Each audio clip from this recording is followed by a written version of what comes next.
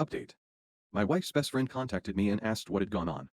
My wife had told her only part of what happened, so I filled her in on all the gory details.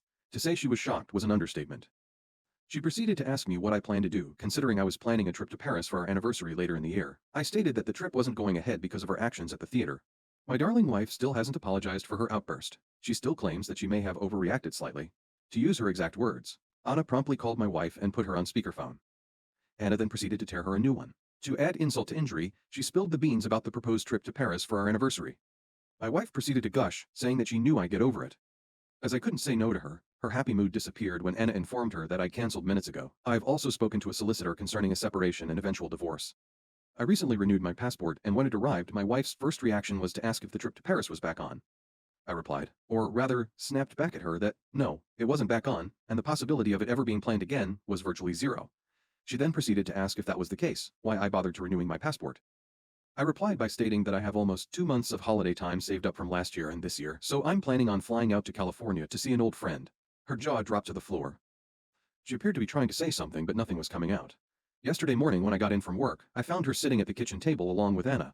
My wife appeared to have been crying by the look of her eyes and face. I then reached into my bag, pulled out 2 A4 S&P lace and placed them on the table in front of her.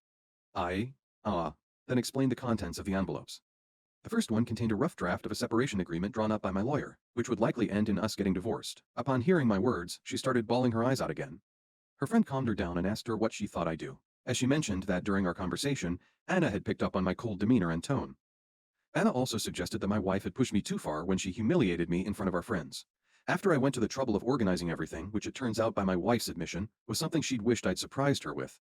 After my wife calmed down, I proceeded to explain that the second envelope contained a list of marriage counselors and instructions for her to choose one. She was then given the ultimatum to choose one of the envelopes.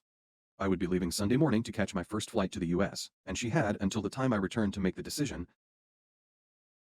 I refused to be spoken to and treated like I was that night, adding the fact that she didn't see, and still not sure she does, that her reaction was uncalled for and way over the top before she could respond. I bothered no uncertain terms that if she started screaming at me, the second option would be immediately removed from the equation.